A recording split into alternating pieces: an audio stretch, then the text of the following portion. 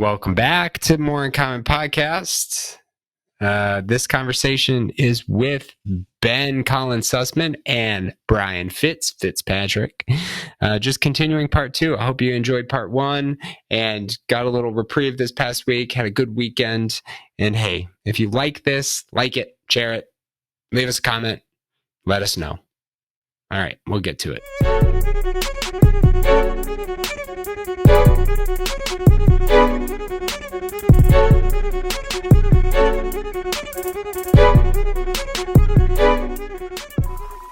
The one thing I learned during the pandemic, and you learn about this in classes too, right?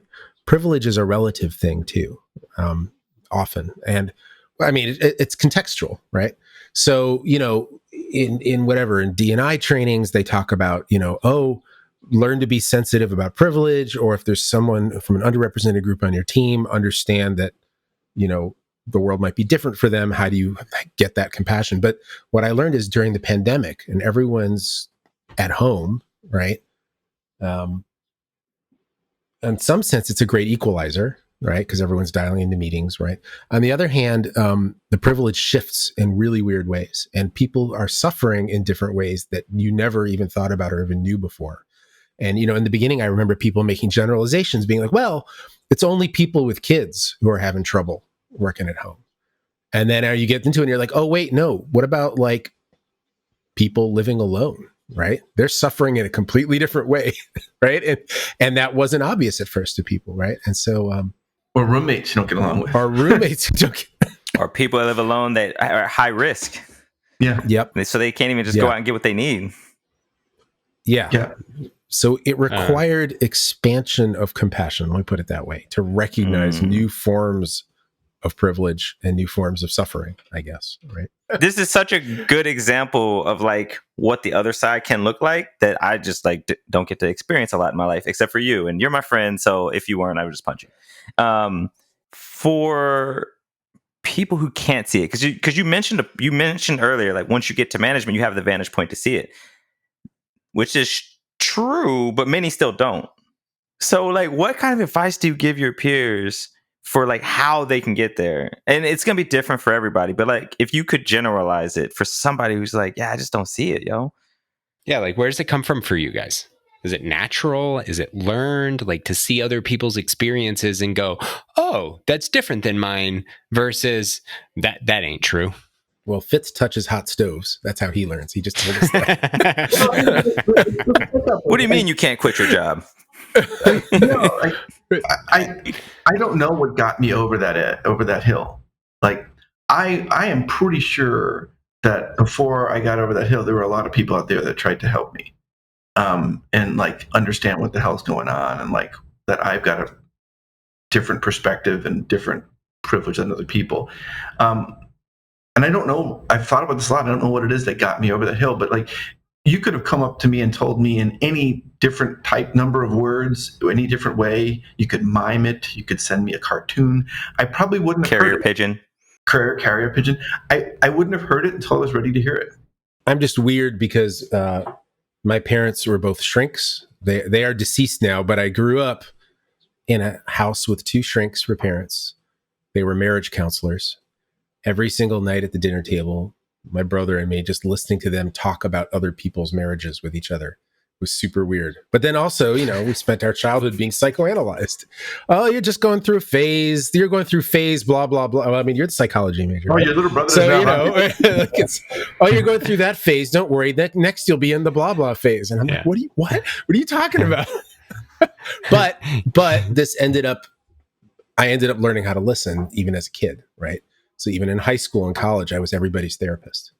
And so maybe that's carried over into management, right? That's just you have those vibes. Now that I think about it, you kind of have that vibe. Yeah. I want to switch to something slightly. The bald. I'm not. No, hang on one second. One comment there. Oh, you want to go? You want to go further on it? Yeah, I want to go further on that because I think it's important when we talk about like that compassionate state. And whether or not we get over the hump, we can practice it because while we're talking about it in macro terms, right? The Rodney's experience as a black man in the United States, or the female experience, like just what that applies to them. At the same time, you were talking like this pandemic is an opportunity to practice that on the minute level. What if you're just a person who needs to get out of the house and go to the office every day? Like that, when you have to then be home for 24 hours straight, you're suffering in a way that I might not be, because I'm a homebody and I can stay at home for whatever it may be. You live in a high-rise, Fitz. I live on 11 acres. So in the pandemic and we're virtual, I can go out in the woods and go get nature, and you have to go in the hallway and maybe down to the lake, right? So that exposure, so these are the tiniest things of difference that we can all practice. So then when we see those bigger things, and I'm speaking more to the audience, when we see those bigger things, we're better prepared to go, oh, I get it. Like, you just experience life differently than I do. And I'm going through this right now. I'm trying really, really hard to separate myself from like how my wife reacts to certain things, because, it's super easy to personalize it. And it's like, why are you reacting that way? And it's this conscious effort to think, okay, because she's not me. Because she and is. She like, does her own thing. And it's really, really freaking hard sometimes. You talking made me think, like, I know a lot of people who converted garages into offices, or people added on whole additions to their house to have an office. I'm like, damn, bro, like, that's nice. Like, not everybody can do that. Yeah. Something I want to go to from your book, from the second edition of Debugging Teams, because I say your book, there's multiple. I want to talk about the genius myth, because something you said earlier sparked it, and I'd already pegged it. Like, I wanted to talk about it because Keith and I talk about the bootstrap, pulled up by my bootstraps idea, and I think it's very similar. But I actually think the genius myth is a little bit more accessible. Like if somebody would have told me that when I was in engineering, because I thought I was the smartest kid in the room, or like whatever, like it would have really spoken to me. So could you share with us the genius myth a little bit? Sure. I think the genius myth is this idea that people who are creative or entrepreneurial, right? They're attracted to the idea of doing something special and unique and sort of drawing all the attention to themselves. And it's a normal human impulse, right? Like, people love the idea, like, I made this thing. Look at my accomplishment, right? But the thesis of our book is that software engineering is not an individual activity. It is inherently a team sport. And so that attitude of I want to do everything myself is not compatible, right? And you'll see this with a lot of folks new to software engineering, where they'll be like, well, I'm just going to go write this thing by myself for a month. And then when it's done, I'll show you how awesome it is, right? And during that time, you probably made 20 wrong turns. Nobody was there to correct you. You probably just wasted a ton of time. You probably duplicated something that somebody already made. Like, basically, working alone is really harmful. And so the whole thesis there is that, guess what?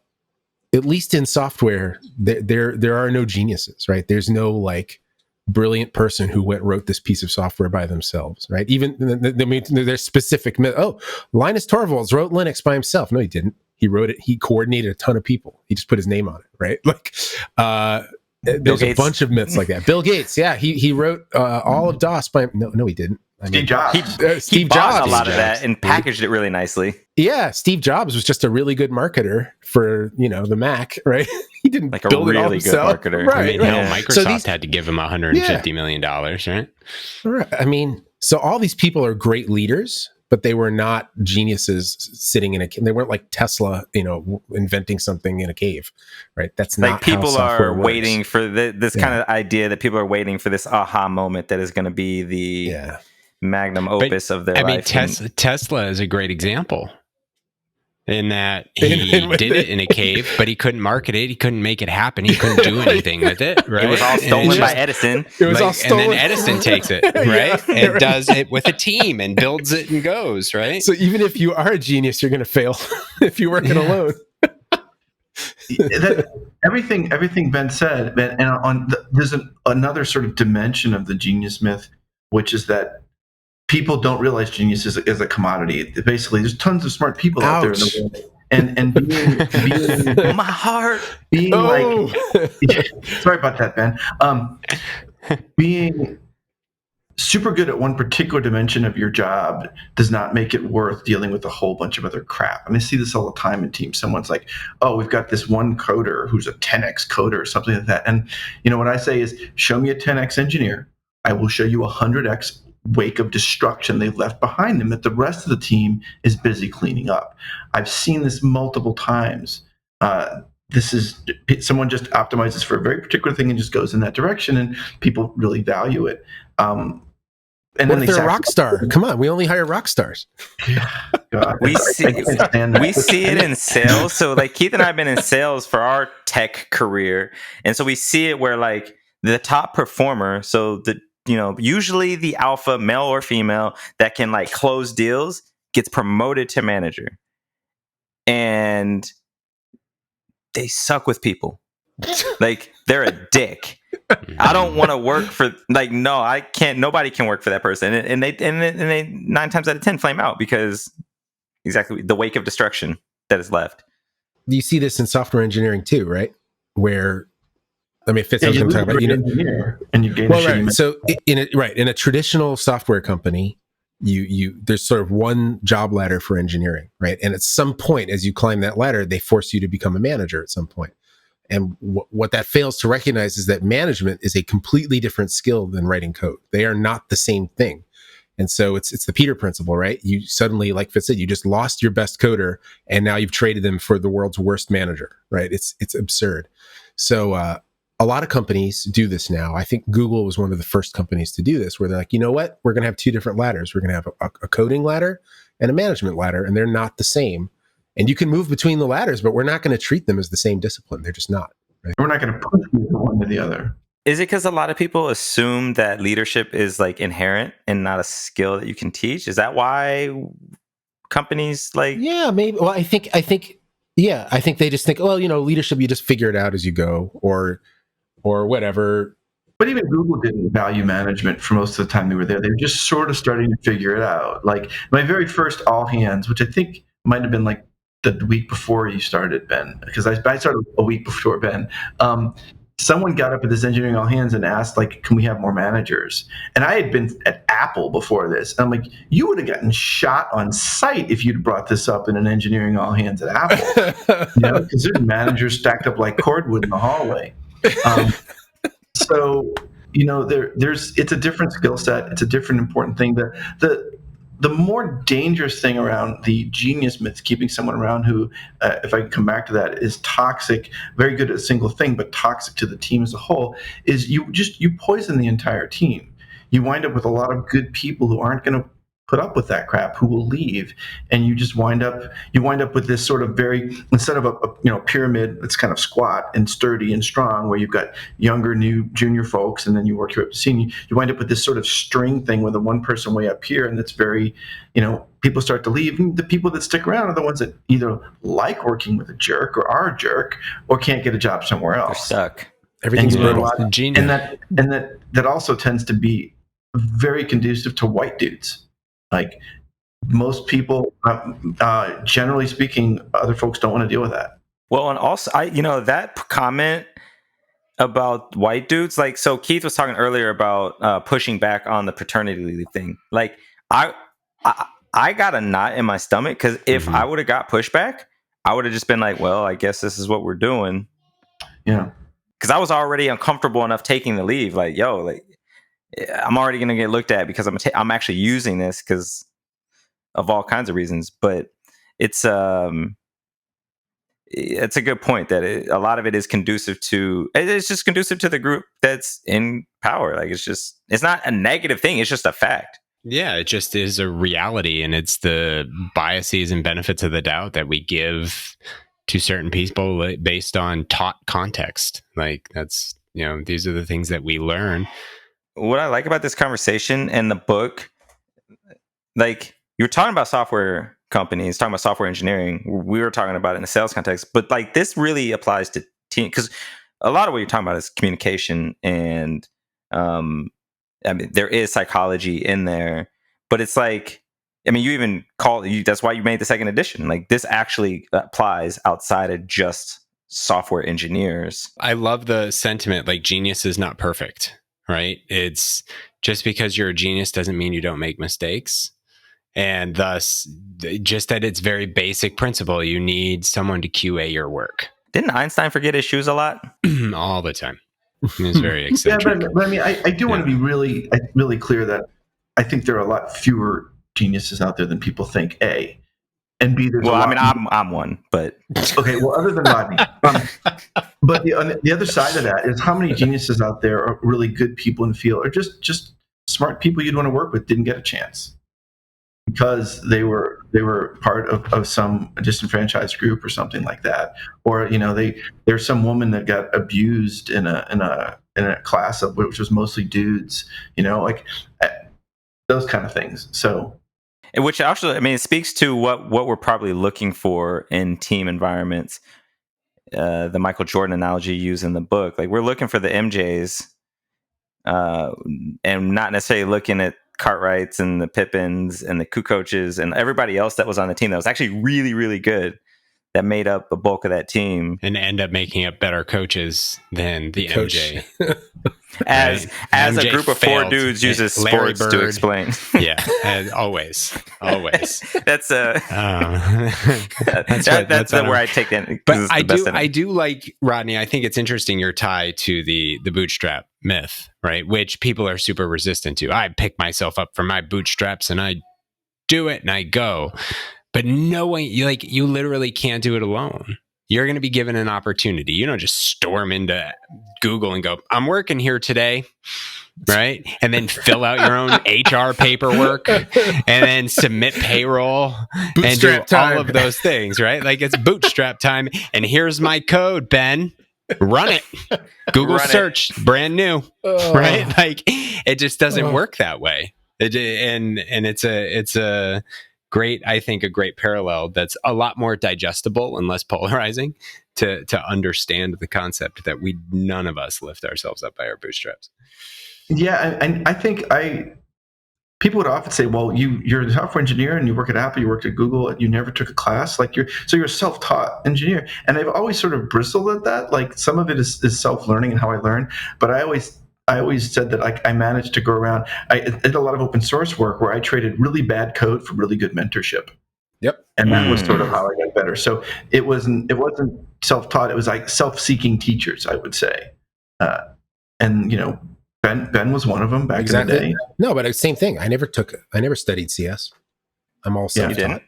Nope. Yeah. But I think that was also about C when I first started writing C. I'll be honest though. That's privilege. It's also, that was the environment in the 90s where we were coming out of college and it was like everybody was self-taught, right? CS programs were not as common. My school didn't even have one, right? And so nowadays would be like, what do you mean? Of course, everyone, if you want to be a software engineer, you've got to get a CS degree. And I think that it's easy. I mean, I understand why. It's very easy because the ego is sitting right there like, yo, like we did this. We did it. Like I didn't need college. Like I did it. Nobody helped me. It's easy to kind of just lean into that versus saying like, well, I had a computer available. Yep. Right. The fact that we could teach ourselves was privilege. Right. Right. We had the technology. Right. Learn all this stuff. Yep. I wasn't working, a day job of 80 hours a week back then. So I had plenty of time in the evenings to goof off, play video games, and write software. I have the could learning. Like this is what broke me on feeling like the smartest person in the room, or like acting like I was the smartest person in the room, like I was a real big dick. And when I realized that like my mental capacity to understand the information coming in is very different than some other people, not genius level. I mean, I think so, but probably not on the Mensa test. But it's like, when I realized that I could give other people space to be like, okay, maybe they're not an idiot, maybe they're not dumb, maybe they just learn things differently or at a different pace or not at all. And that's just who they are. That's it. no value ascribed to it. No value. And people that don't learn that, especially managers, can be really harmful to people. I have a friend who is an amazing program manager, like one of the best, probably the best I'd ever worked. No, the best I ever worked with. And they went off to another company, and they worked in a very particular style. It was very free form. It was very go. It was make things happen. And their manager did not. Their manager worked in a very like by the books, follow steps A, B, C, D, E. And the person came in and they like shipped this product really, and the manager was not happy. Like, yeah, but you did all this free form weird stuff. And you need to do it this way. You can do it my way. That's the right way. And this person was utterly miserable and couldn't work that way and wound up leaving and going somewhere else. But like that's the kind of things that you can do. You can lose really good people that you want to work with by doing stuff like that. Yeah. So I'm curious, Fitz, you left to start your own company. You no longer are in big tech. Ben, you are still in big tech. And in that, you still write books together. It's not this need to do the same thing, but you do the things you do together. What led you, Fitz, to leave? And I'm curious, Ben, what draws you to stay? You should talk, Fitz. I mean, okay, mine's going to be more interesting after you talk. All right. So I left mainly because I wanted Ben to be more interesting. No. Wait, ow! Yikes. Bazinga. Fitz, why don't you tell them how you left? Because Fitz and I, we started the Google Chicago office together, basically. Yes. We built that office over many years. We were sort of the cultural stewards. And then in 2014, Fitz decided he was going to leave. Yeah, so Ben and I started working together in 98 when I hired Ben as a contractor. And then Ben pulled me in a few years later to work on Subversion. And then we both left to start Google's engineering office here in Chicago. But like, so you were my work spouse for 16 years straight. That's a long time. A long time. Wow. It was great. Like one of the hardest things about leaving was realizing I wasn't going to get to work with Ben every day, but I was really afraid to tell him. So we were going to give a talk at this internal Google conference in Monterey. And I waited till I was doing about 80 miles an hour on the freeway to tell him because I knew he wouldn't be able to open the door and just jump out. I feel that. I get that. Yeah. You know, oh my but gosh. So I think what inspired me to leave is I wasn't leaving Google. I was going towards something new. The concept that my business partner had come up with, as someone who's in the restaurant industry, I thought that A, it was the right thing, it was where the industry was going in the future. A, B, it was where the industry should go, and C, it was a solution that solved two sides of a problem. It was good for restaurants, it was good for their guests, and that was really compelling to me. The opportunity to build a team and a product to do that. The second part of it was that I had built very successful teams and products at Apple and Google. I hadn't done that on my own, and I was like, I kind of want to see if I can do this on my own. And I think that was the thing that drew me towards this thing. It was really hard to leave Google. I had a fantastic job. You know, Ben and I were still sort of the stewards of the Chicago office, despite there being some other directors that came through here and there. So cushy, such a cushy job. It was a great job. It was like I was responsible for importing, exporting, deleting data worldwide for Google's users, and I had a pretty good gig. So it was definitely not an easy decision. And entrepreneurship has been interesting. It's been a lot more challenging than I thought. It meets my desire to do a bunch of different things, but at the same time, it hits me harder in some other areas. But one of those areas was like I certainly talked about this before. I missed working with Ben a lot. We eventually got together and to do like a weekly standing meeting that we have where we just catch up and sort of talk about what's on our minds or what's bugging us. Could be work, could be personal, etc. But it's kind of hard. One of the challenges of like Ben being the director of the office and me being the CTO of a small company is that you just don't have somebody you can go to and like, you know, be like, oh my God, like, you know, I don't have another engineer necessarily that's at my exact level at the company that I could share that with. And so I think Ben has a little bit of that as well, being in Chicago. So we help each other out. Oh my goodness. I'm just trying to figure out. No, this is great. I love building stuff too, and that's. I always tell people I'm not entrepreneurial. What I really mean is I'm not interested in startups. I'm not interested in being in a startup. I'm not interested in starting my own business. Everybody assumes that that's what everybody does, right? Or that that's the American way or something. And I'm like, no, because it's pain, and it's not the risk. The pain reward ratio is not there for me. And it is for some people, right? That's it. I love building stuff creatively in a group of collaborators. And my entire career and every of my 27 hobbies revolves around that pattern. Find a bunch of smart, creative people, form a think tank, build something cool and creative, right? I've done that many times at Google in terms of just teams. Let's build a think tank, let's solve this problem, let's build a team, right? So you can do that in software. We did that in open source. We did that at Google. But all my hobbies, right? Playing Dungeons and Dragons, you're building a world with a bunch of smart people in a room, right? Collaboratively. I've written a bunch of musicals and had them performed in places, right? That's me with a few other smart people, a lyricist and a director and a book writer, and I write the music with my friend. Same thing. Small group of people building a really cool creative project. That's what gets me excited. And I do it in a lot of different ways, right? And for me, like going up and starting a business is too much. It's it's a lot of pain. It's a ton of pain, right? And I can get that thrill for cheaper, I think. And I want to toot Ben's horn for a second, because you're very good at doing that yourself. Ben solved a problem at Google that they hadn't been able to solve since 1998. Oh. And sure. That's super freaking amazing and blows my mind. And that's just a testament, because you just went off and did that. Well, I did it with a bunch of smart people, right? It was me and 4 other smart people in a think tank. Correct. It was. You led that charge. Sure. You were the one that was handed the pile of garbage, and you turned it into a beautiful statue. And then you went on to your next thing. And I think that speaks to, your general, I just want to build stuff and move along, and I do that kind of stuff. And that's one of the things that's great about you, who's working. We have different things that we like to do, and we're good at it. Sorry, go ahead, Rodney. Before we wrap, I want to just 3 things I took from what you two just said. By so fast. It's too fast. And we talked about one principle from the book. I want to drain chapters one by one with you guys. Empty cup. Sign up. But 3 things I took from you. Fitz, run toward, not from. Ben, know yourself and know what gets you up and keeps you going, and don't let anybody else tell you that it needs to be different. There's nothing wrong with being a lifer at corporate, or a serial entrepreneur, or a gig.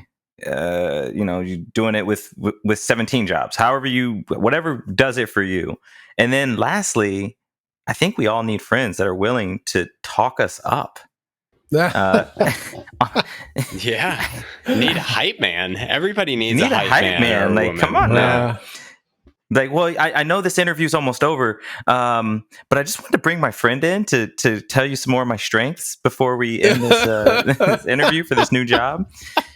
So you two, this is fun. You guys, your chemistry and your relationship is very present. It's very present. Yeah, it's like a few years down the road. It's like I see where this is going. Yeah, no. It's one of the reasons we like to give talks together, is because it's really hard to fall asleep or do email, and you're in a room and 2 dudes are basically having an argument in front of you on stage. Yeah, it's just like, is this really happening right now? Yeah. Yes, it is. This is going down. And you just need to hold on a second, audience. Yeah. We just want to thank you guys for giving up some time.